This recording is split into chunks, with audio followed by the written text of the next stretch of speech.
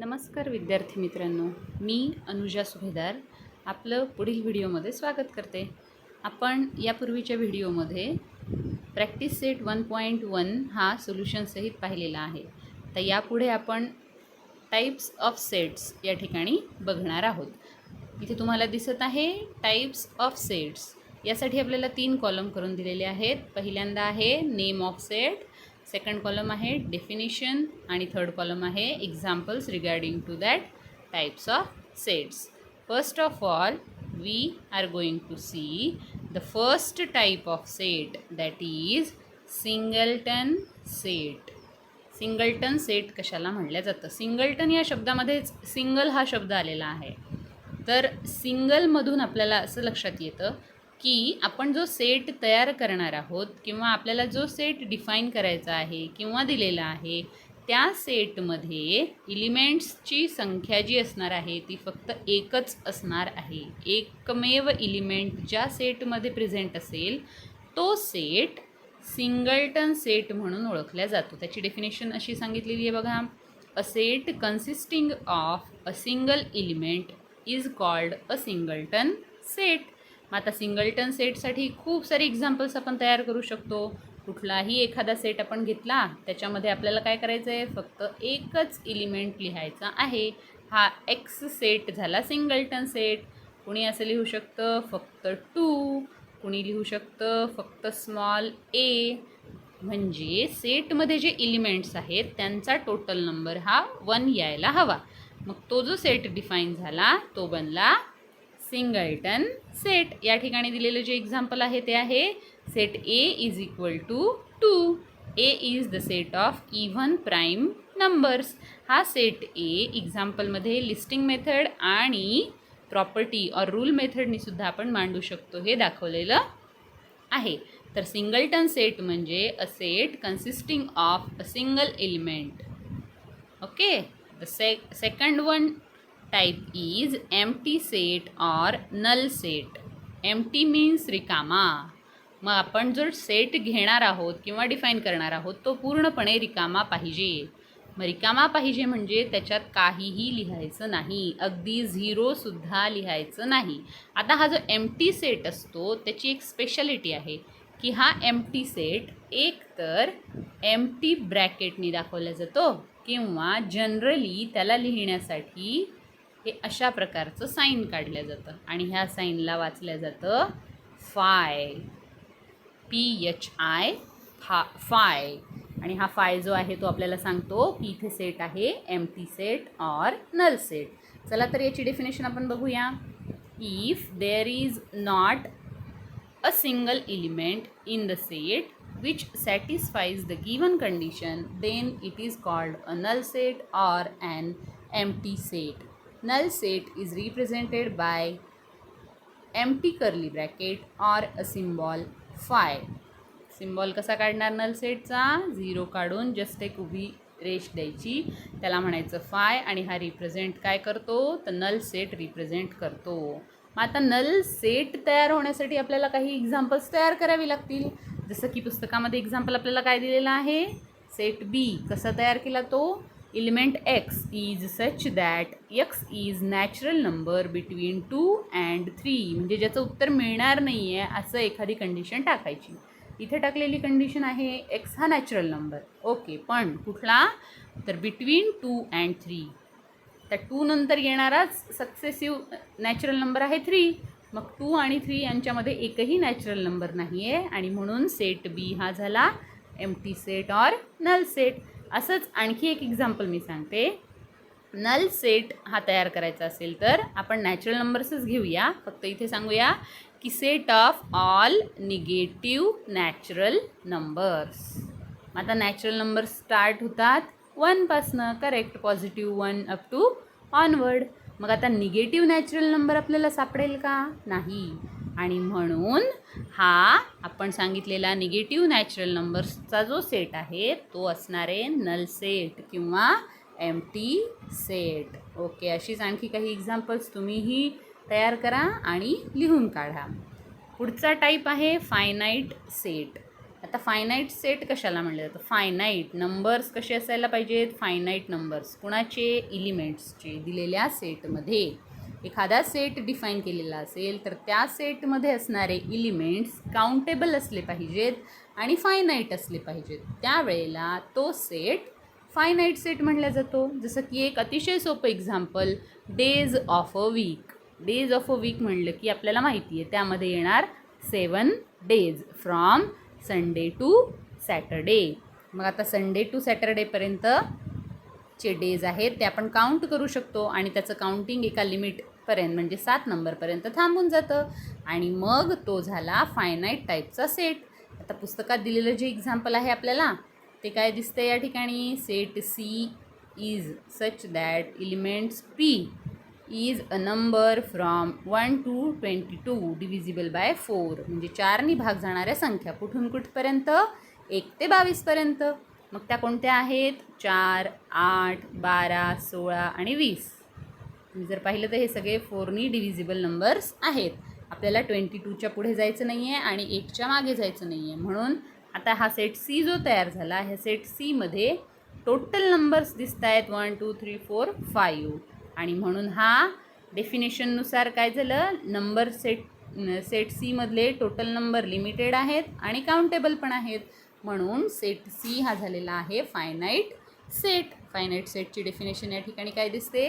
If a set is a null set or number of elements are limited and countable then it is called as finite set. ज्याचे elements finite असतील आणि countable पण असतील तो set होतो finite set. याच्याच exactly opposite आहे infinite set. Infinite set जर पाहिजे असेल तर त्यामध्ये येणारे जे एलिमेंट्स असतात ते अनलिमिटेड आणि अनकाउंटेबल.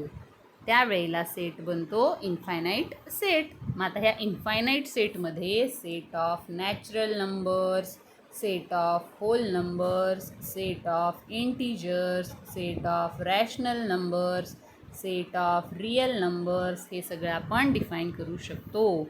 नंबर्स जे आहेत ते इनफायनाईट आहेत आणि ही सगळी एक्झाम्पल्स जी आहेत नंबर सेट्सची ती सगळी कोणत्या टाईपची आहेत? इनफायनाईट सेट टाईपची आहेत. Okay, now we should move towards the next page.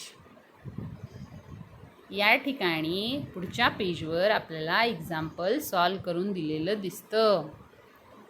Solve केलेलं एक्झाम्पल आपण अभ्यासूया. Write the following sets using listing method and classify into finite or infinite set. The first example is set A. कसा आहे?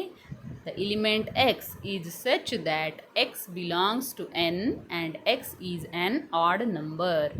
आता x आपल्याला odd number घ्यायचा आहे आणि सोबतच x हा नॅचरल नंबरसुद्धा असायला पाहिजे. मग त्याच्यासाठीचा सेट कसा तयार होईल? 1, 3, 5, 7 ऑनवर्ड चालू राहणार. इथं आपल्याला लिमिटेशन्स दिलेले नाही आहेत आणि म्हणून हा जर सतत पुढे इनफायनाईट चालत राहत असतील एलिमेंट्स तर तो बनला इनफायनाईट सेट. आता दुसरं एक्झाम्पल बघूया. दुसरं एक्झाम्पल काय दिलेलं आहे? सेट बी. सेट बीमध्ये काय सांगितलं? Element X. तो कसा आहे element X? Belongs to N म्हणजे नॅचरल नंबर आहे आणि एक कंडिशन सांगितली आपल्याला 3x - 1 इज इक्वल टू 0. काय कंडिशन आहे? सेट बीमध्ये जो एलिमेंट एक्स आपण घेणार आहोत त्यासाठीची कंडिशन अशी आहे की 3x - 1 इज इक्वल टू 0. मग आता ही कंडिशन आपण अगोदर सोडवून घेऊया. इथे सोडवलेली दिसते 3x - 1 इज इक्वल टू 0. त्यालाच पुढे काय केलं? 3x is equal to 1. मग x इज इक्वल टू काय आलं? 1/3. आता एक्सची व्हॅल्यू 1/3 आपल्याला मिळाली. पण हा एक्स आपल्याला पाहिजे कसा? Belongs to natural number. आता एक्सचा नंबर जो आहे तो कोणता मिळाला? 1/3. मग हा 1/3 काही नॅचरल नंबर होत नाही आणि म्हणून हा जो सेट बी दिलेला आहे हा सेट बी एम्प्टी राहतो. ह्या सेट बीमध्ये आपल्याला एक्सची जी करेक्ट व्हॅल्यू आहे ती घेता येत नाही because of X belongs to the set N. and we are getting x as a fraction 1/3 which does not belong to the set n. That's why set B must be empty, and we know that every empty set is known as a finite set. Okay, move towards the third example. Third example is set C. What is that set C? Element x, also belonging to set n, and x is divisible by 7. Divisible by 7. The numbers which are divisible by 7. It means we have to write the table of 7 here. म्हणजे 7चा पाढा आपल्याला लिहायचा. 7च्या पाढ्यात येणाऱ्या प्रत्येक संख्येला 7नी भाग जातो, म्हणजेच डिव्हिजिबल बाय 7 नंबर्स आपल्याला मिळतात. मग 7चा पाढा लिहित जायचा कुठपर्यंत? 10पर्यंत, 11पर्यंत, 12पर्यंत, असं इनफायनाईट. कारण की आपल्याला सेटच्या मध्ये कुठलीही कंडिशन टाकून दिलेली नाही, आणि मग कंडिशन टाकली नाही म्हणून हा जो सीचा डिव्हिजिबल बाय 7 वाला सेट आहे तो इनफायनाईट टाईपचा सेट होणार आहे. Okay. Set D. Element, a pair of element A comma B. इथं काय केलं आहे? एकच इलिमेंट घेण्याच्या ऐवजी इलिमेंटची पेअर घेतली ए कॉमा बी. ती पेअर कशी आहे? Such that A comma B both belong to the set of whole number. And one more thing is given, a plus b is equal to 9. We have to find the pairs of a and b such that a and b are whole numbers and a plus b is equal to 9. Let us first write the value of a and then the value of b. By keeping these orders, set D can be written as a plus b is equal to 9. ह्याचा अर्थ काय घ्यायचा आहे? तर a आणि b दोघांची मिळून बेरीज आपल्याला 9 आली पाहिजे. आणि a आणि bच्या किमती कुठल्या घ्यायच्या? Whole number. होल नंबर कुठून स्टार्ट होतात?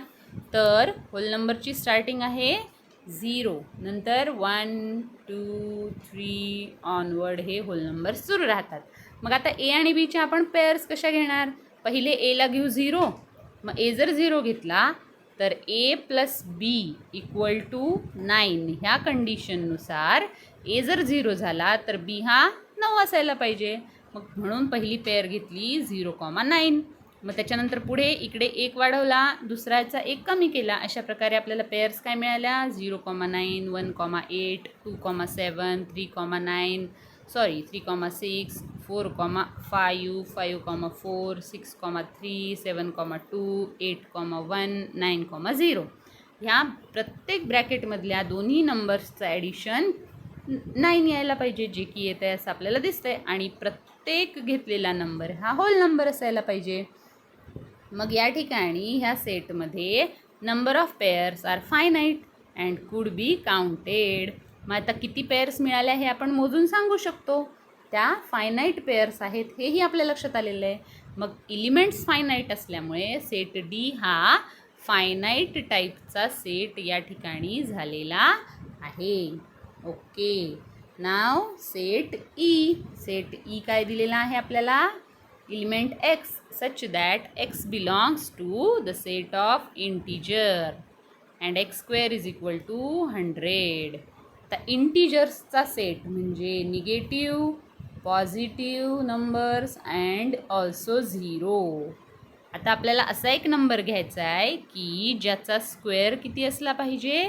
100. मोस्टली असं म्हणलं की आपल्याला पटकन सापडतं की एक्सची व्हॅल्यू असणार आहे 10, because 10 square is equal to 100. But we are given that X is the element from the set of integers. मग इंटीजर्समध्ये 10 असतो आणि -10सुद्धा असतो, आणि आपण -10चा स्क्वेअर घेतला तर तोही आपल्याला 100 मिळतो. आणि म्हणून ह्या सेट ईमध्ये आपल्याला 2 एलिमेंट्स मिळतील, -10, 10. पण 2 एलिमेंट जरी आले तरी ते काउंटेबल आहेत, आणि म्हणून सेट ई हा फायनाईट टाईपचा सेट झाला. Next example.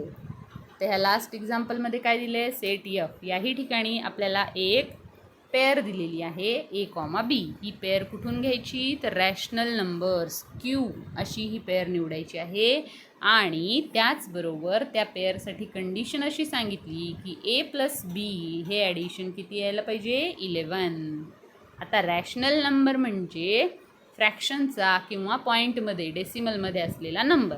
म्हणजे एची व्हॅल्यू तुम्ही 1 घेतली तर बी तुम्ही 10 घेणार. ओके, ह्या तर व्हॅल्यू येतीलच. पण ह्या 1च्या ऐवजी जर इथे तुम्ही 0.9 घेतलं तर या ठिकाणी तुम्हाला 10.1 घ्यावं लागणार. मग आता पॉईंटचा फरक असेल तर 0.90 इकडे तुम्ही करणार 10.10. अशा प्रकारे इकडे सगळे चेंजेस होत जातील. आणि 0.5चा फरक, 0.05चा फरक, 0.01चा फरक, अशा प्रकारे हे आपल्याला इनडेफिनाईट व्हॅल्यूज आपल्याला पेअर्सच्या मिळवून देईल. आणि म्हणून सेट एफ जो आहे तो infinitely many such pairs can be written अशा प्रकारचा तयार होईल.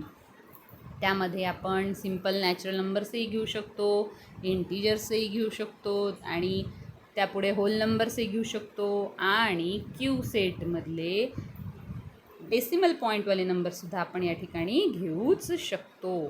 तुम्हाला आत्ता थोड्या वेळापूर्वी मी जे सांगितलं होतं तेच या ठिकाणी रिमेंबर धिसमध्ये लिहून दिलेलं आहे.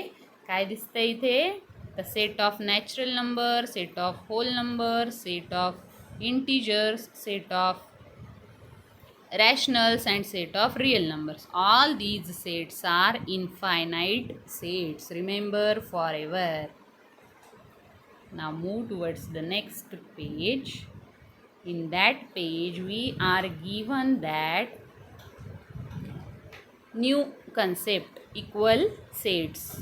आता इक्वल सेट्स कशाला म्हणायचं? सेट ए आणि सेट बी हे दोन सेट इक्वल कधी होतील तर सेट एमध्ये असलेले सगळे एलिमेंट्स जशाला तसे सेट बीमध्ये दिसत असतील तर त्यावेळेला सेट ए आणि सेट बी हे इक्वल सेट्स म्हणून ओळखल्या जातील. आता बरेचदा आपल्याला डिफाईन करून दिलेले सेट हे लिस्टिंग मेथडच्या ऐवजी रूल मेथडमध्ये असतात. मग रूल मेथडवरून त्या दिलेल्या सेट्सना अगोदर लिस्टिंग मेथडमध्ये लिहायचं आणि मग त्यात येणारे एलिमेंट्स इक्वल असतील तर त्यांना इक्वल सेट म्हणणार आणि एलिमेंट्समध्ये एखादा एलिमेंट डिफरंट असेल तर ते अनइक्वल सेट्स होतील. डेफिनेशन बघूया. Two sets A and B are said to be equal if every element of set A is in set B and every element of set B is in set A. Set A and B are equal sets symbolically written as A is equal to B. A आणि B जर equal set असतील तर simply equal to sine लिहून त्यांना equal दाखवता येतं. पुस्तकात दिलेलं एक्झाम्पल अतिशय सोपं आहे. सेट ए हा दिलेला आहे elements are the letter of the word listen. Listen या शब्दात येणारे सगळे लेटर्स यांचा सेट आहे सेट ए. मग तो सेट ए काय बनला LISTEN. आता सेट बी काय सांगितलं आहे आपल्याला? सेट बी दिसतोय Y is such that Y is a letter of the word silent. आता ह्या सायलेंट शब्दामध्ये येणाऱ्या सगळ्या लेटर्सचा एक सेट बी आपल्याला तयार करायचा. लेटर्स रिपीट करायचे नाही. मग तो पण सेट काय तयार होतोय SILENT. आता वरचा सेट ए आणि सेट बी तुम्ही जर पाहिला तर प्रत्येक एलिमेंट सेम आलेला दिसतो. एल दुसऱ्या सेटमध्ये आहे एल, आय दुसऱ्या सेटमध्ये पण आहे आय, एस दुसऱ्या बीमध्ये आहे एस, टी दुसऱ्या बीमध्ये आहे टी, ई सेट बीमध्ये पण आहे ई आणि एन सेट बीमध्ये पण आहे एन. सेट एमधले आणि सेट बीमधले सगळे एलिमेंट सेम आहेत आणि एलिमेंट संपलेले देखील आहेत. याचाच अर्थ काय तर सेट ए आणि सेट बी हे इक्वल सेट्स आहेत. असंच एक दुसरं एक्झाम्पल पुन्हा दिलेलं आहे. त्यामध्ये सेट ए डिफाईन केलेला आहे the element X such that X is equal to 2n. काय सांगितलं आहे x is equal to 2n. आता हा n काय आहे? n is a natural number. कशा प्रकारचा? Greater than 0 and less than equal to 10. म्हणजे हा जो एक्स आपण निवडणार आहोत तर एक्स कसा यायला पाहिजे 10 पर्यंतच्या संख्या. म्हणजे यक्सची व्हॅल्यू कशी मिळायला पाहिजे या ठिकाणी आपल्याला 2n घेताना, तर ती व्हॅल्यू मिळायला पाहिजे